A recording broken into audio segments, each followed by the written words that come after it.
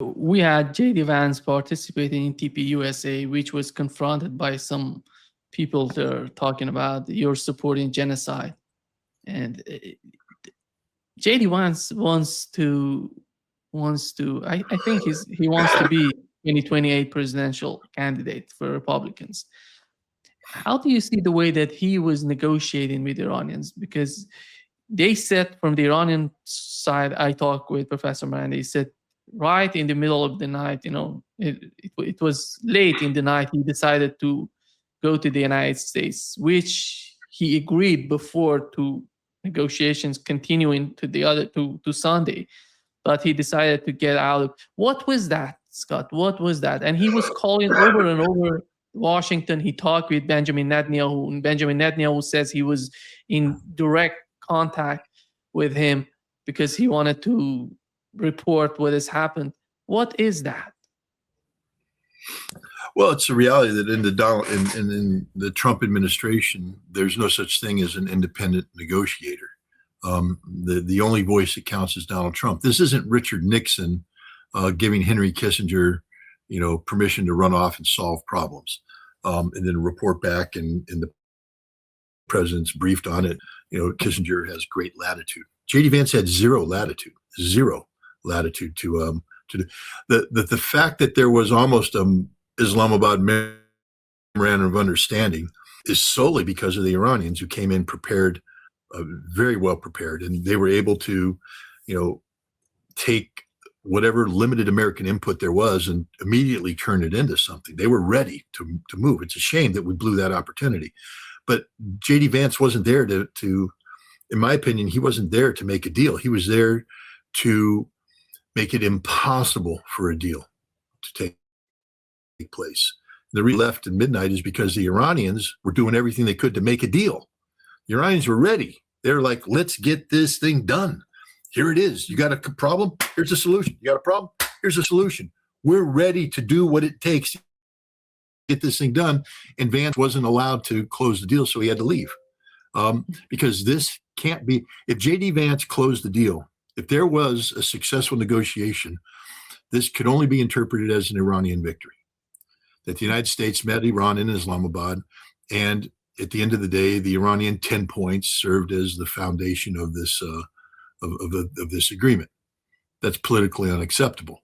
So what had to happen is we had to go in there, engage with the Iranians, and then declare the negotiations over because of Iranian intransigence, back out. Now that gives room for Donald Trump to go through the political theater of a blockade that is aid. And it allows him to declare victory, which he has done.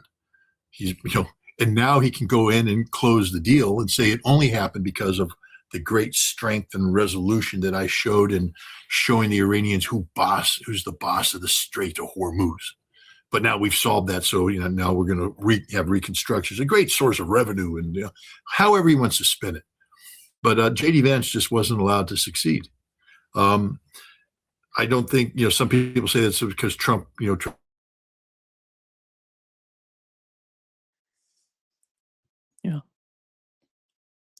We've lost. I think some people said it was about Trump trying to sabotage Vance. I don't think it's that. I just think that, it was about Trump making sure that at the end of the day, the failure of the negotiations couldn't be put on his table. It had to be put on somebody's table. And it leaves room for him to ride in and save the day, which I think you're going to see tomorrow. I think tomorrow is going to be an interesting day diplomatically. Yeah, today we've learned the Pakistani Army Chief Asim Munir, he has arrived in Tehran, with a senior political and security delegation. He's sending, he's giving the message from Washington to Iranians.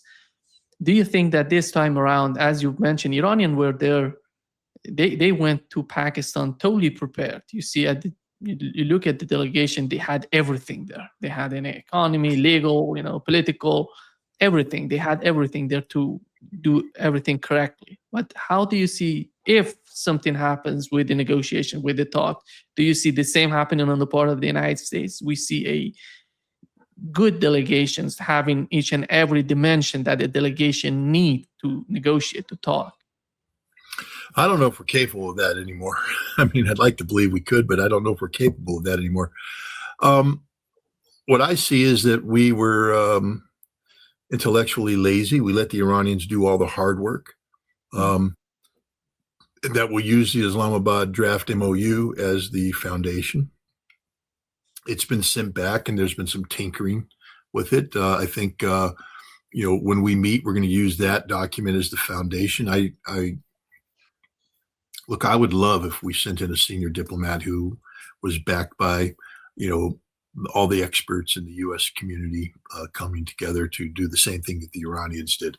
We don't have that kind of capability anymore. The State Department's been gutted. Donald Trump's approach to national security and foreign policy, formulation and implementation is to remove all the middlemen. So we don't have technical experts anymore. We don't have people that are singularly focused on this issue from a policy perspective. So I think the team we come in is going to be a politically motivated team there to save Donald Trump's presidency, and it's about spin.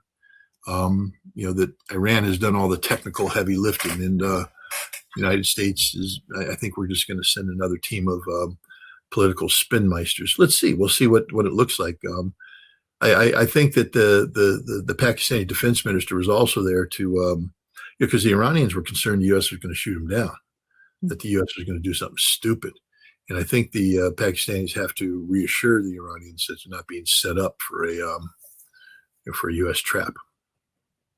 Yeah, that's so strange, publishing articles, that this is an opportunity to kill Iranian negotiators. It's unbelievable. You have to be totally out of your mind to suggest that. The guy who wrote that article, because nobody would believe any sort of negotiations if something of that sort happens. This is the Israeli sort of agenda, because they have been killing and assassinating the negotiator. That the United States cannot be like this. I don't believe the United States is like this. This administration is. This administration is unapologetic about everything. They're capable of anything. I mean, that's just where we are. This administration has modeled itself after the Israelis in terms of behavior. So I wish if we had this conversation 6 months ago, I would have said the same thing you did. That's not how America operates. I can't say that anymore. I mean, look, Donald Trump killed Qasem Soleimani. The American people still don't know the truth about that murder. This was a guy who was acting at the request of regional players to, create peace opportunities. He was on a mission of peace, of diplomacy. Which is why he traveled openly in the way that he did. And we murdered him as he was trying to, coordinate, nonviolent solutions to problems that previously had only been, sought to be solved violently. And we murdered the guy. Trump that murdered him. And so we are fully capable of doing Israeli type actions. You mentioned, Scott, it seems that still in the mind of those people who are the main decision makers in the United States, in Israel, is that this government is an ideological government. They are radical, and nobody sees the pragmatic, sort of attitude of the government in Iran. I would say there is nothing radical with the government. If you know the people, if you talk to the people, if you see the way that they're seeing the conflict, the war, so far, look at this war, more than 40 days of the war. There is nothing radical about them, nothing ideological. They didn't attack civilians because in the first day, a primary school was attacked by by the fighter jets. They didn't go because they know what they want. They know what is practical for them.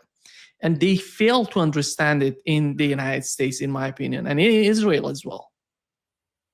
No, look, we're dealing with people who are incapable of the truth, of embracing the truth. Why did the Iranian regime survive the assassination of Ali Khamenei? in the West, we think of it as a government of extreme theocrats. The Ayatollahs are in charge, but they're not. Iran's a constitutional republic.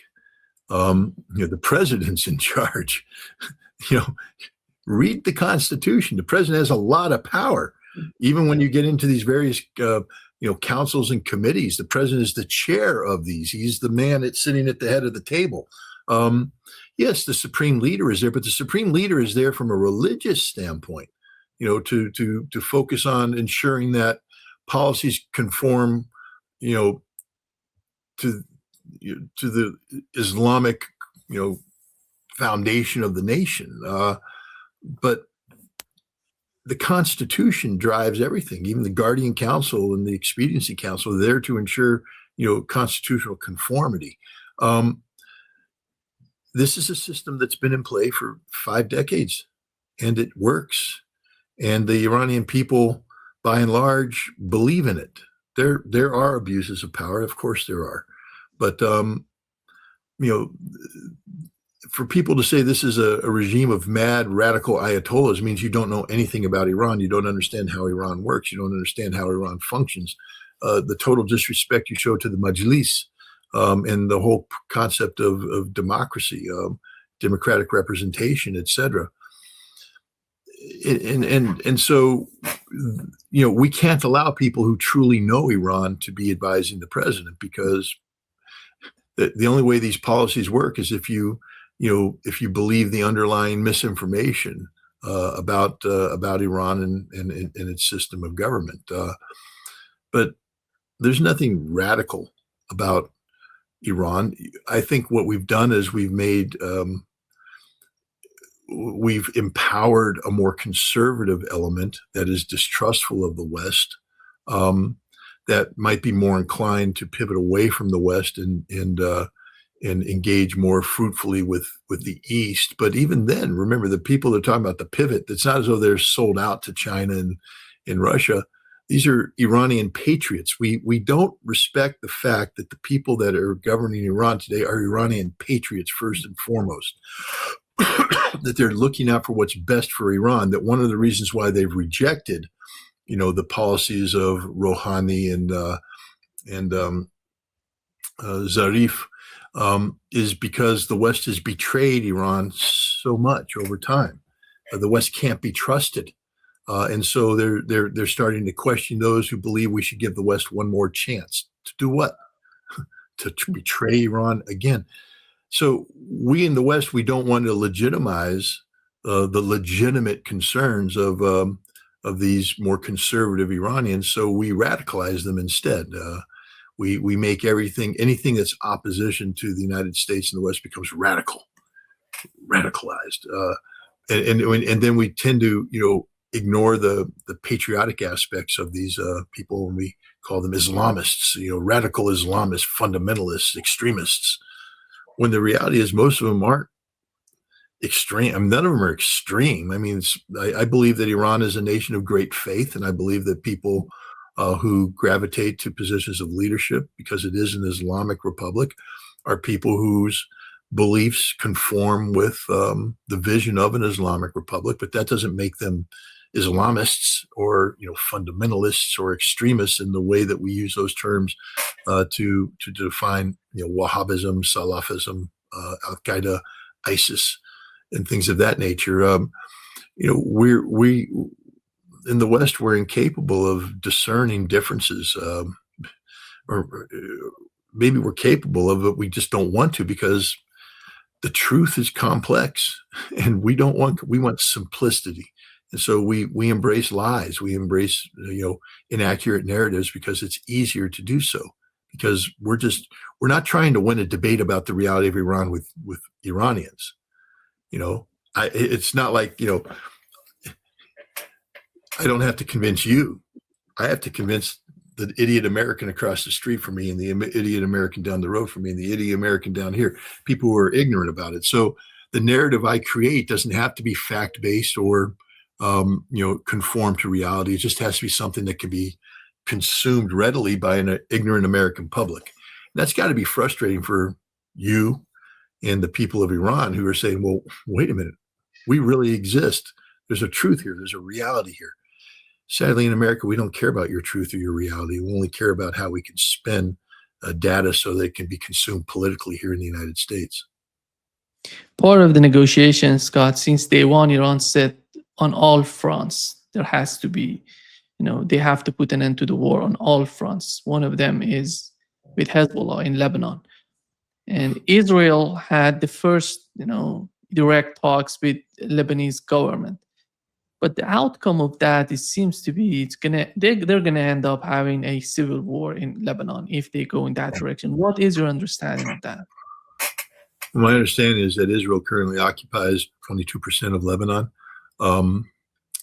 So any Lebanese government that negotiates with the Israelis without recognizing that isn't a Lebanese government. They're an adjunct of Israel. And this is the fact. The Lebanese constitution, the vagaries of the French imposed system of guaranteeing the presidency to a Christian and the prime ministership to a Sunni Muslim. That means that there's no real democracy. It means that Lebanon is governed by factions, and the Christian faction and the Sunni faction, at least as they are represented in government, are factions that have sold out to Israel. They are controlled by Israel. So when we speak of Israel negotiating with the Lebanese government, it's Israel negotiating with itself. The Lebanese government's incapable of doing the notion that Hezbollah, which derives its legitimacy from the very concept of resistance to Israeli occupation, that Israel can't defeat Hezbollah, so they're turning to the Lebanese to say, you have to disarm Hezbollah. Mm-hmm. So the Lebanese army, instead of confronting the foreign entity that occupies 22% of their soil, is slaughtering their people, is now supposed to turn on Hezbollah? That isn't going to happen. The army won't obey those orders because the army understands what the consequences will be. The army cannot defeat Hezbollah in a stand-up fight. And if they try, it'll become a civil war. And when it becomes a civil war, suddenly the politics that constrain Hezbollah will no longer exist, and you'll see a different Hezbollah. Hezbollah is more powerful than the Lebanese army, and they're more powerful than the Israeli army when it comes to defending Lebanese soil. And Hezbollah will not be defeated. What we're seeing right now is just it's a game being played by the United States and Lebanon to create perceptions. How this will impact the final peace negotiations, I can't speak for the Iranians. I would never seek to speak for the Iranians, and I can't speak for the United States because I'm not in a position to do so. But I do believe that if I were an American negotiator, that I could prevail upon the Iranians to recognize the fact that the Israeli-Hezbollah conflict cannot be lumped into the current conflict between Israel and the United States and Iran. That these are two separate issues. That that doesn't mean we're going to give carte blanche to Israel to act, but we have to recognize the reality that we're not going to solve the Lebanese problem today, and therefore we must push it off under a different format. We can extend the ceasefire. We can seek a permanent cessation of hostilities between the United States and Iran, and extend the ceasefire, understanding that we can't guarantee outcomes here. I think that's a responsible way. The first of all, that is a format that doesn't require Iran to stop funding Hezbollah, which Iran isn't going to do. So I think by treating those as separate, and same thing with the Houthi. I mean, there's still the unresolved issues between the Houthi and Saudi Arabia that nobody that conflict hasn't come to an end yet. And I still think that I could sit down with the Iranians and say we have to treat Yemen as a separate issue as well. We need to solve our fundamental problem. All right. But these issues are far more complex. They involve players that are outside the framework of our conflict.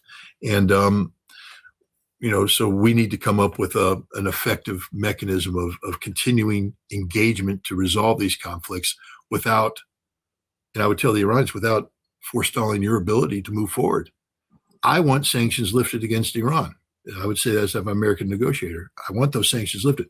We can't lift those sanctions if we're tying in Yemen and Lebanon, because now these problems aren't going to be solved overnight. If we're tying them in, that means this thing's going to drag out forever. We need to conclude our problems so that you can get sanctions lifted, so we can, move on with doing whatever we have to do in the region.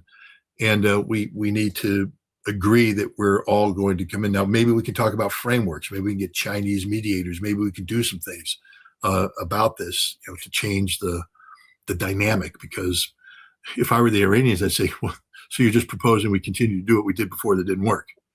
It only led to Israeli attacks and American attacks on Yemen and Lebanon. So there would be, I think it would be wise to talk about bringing in, other parties to facilitate these negotiations, the Chinese, the Russians, et cetera, to de-emphasize the American. Well, I mean, how stupid of it is to have the United States, together Lebanon and Israel to negotiate the future of Hezbollah. I mean, it's just ridiculous framing. Anyways, that's it. And Hezbollah is not Hamas. Hezbollah is something beyond that. Everybody knows the role of Hezbollah in Lebanon. Hezbollah defeated the Israelis in 2000, and they fought the Israelis to a standstill in 2006, and they're beating the Israelis today. So, yeah, Hezbollah is Hezbollah. It's not going away anytime soon. Scott, I think the war in the Middle East has somehow changed the whole calculations on the part of Russia, China, Europe, because, after the war in Ukraine, which was a total blow to European economy, they have been suffering a lot because of the war in Ukraine. And then the war in the Middle East came along. And you see how they are suffering as time goes by with this war in the Middle East, from what is happening in the Strait of Hormuz, for example. And how do you see the way Donald Trump tried to put pressure on Saudi Arabia? This is the first time I've seen the foreign minister of Saudi Arabia says, no, we're going to decide about our policy. Our policy would be based on our calculation, not the calculation of the Trump administration. I have never seen Saudi Arabia talking this way. And how do you see the influence, or the way that the influence that the war has had on calculation of GCC countries? Well, I mean, we have a study in contrasts. We have Saudi Arabia that appears to be more reality-based, and saying, we get to make these decisions. Yeah, the United Arab Emirates was purely, a tool of the United States. I mean, they sent a senior delegation to China to try and put pressure on China to drop their support for Iran. And I've never seen more public humiliation in my entire life when the Chinese put the UAE delegation in its place. You don't tell the dragon what to do. The reality is that the world has changed, and the United States is no longer can no longer project itself as this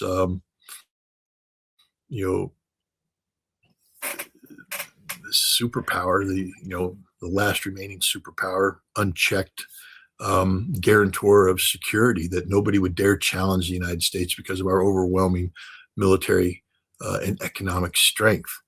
And now we have today the reality that Iran successfully stood up the United States militarily, and the United States hasn't broken them economically, that the world is a far more complicated, nuanced place with strengths having been accrued in China, Russia, and elsewhere that the United States can't overcome.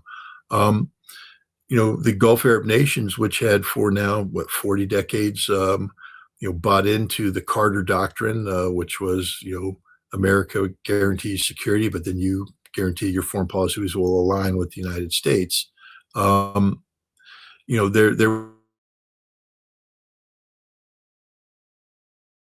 Yeah. There we go.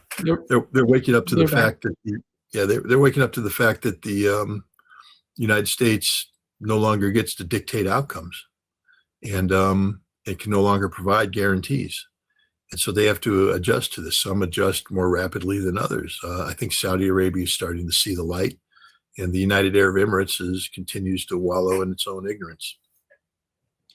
let's assume they get something with the negotiations between Iran and the United States. Is that going to be a new era of cooperation between the United States and other countries? The United States is incapable of cooperating with other countries under Donald Trump. So I think you're going to see that this negotiation is the exception, not the rule. The only way the United States is going to come up with significant policy deviations that could be called, trending towards the normal is by defeat. If the United States isn't challenged, then we will continue to do what we've been doing, the path of least resistance, et cetera, under the belief that, America can get away with literally anything. But as we are challenged and as we fail, we have to adapt. And I think Iran is the first of what will probably be many adaptations that will take place over the course of the next several years. But this isn't the United States learning how to get along with its neighbors. It's the United States being compelled by the weight of their failures to readjust.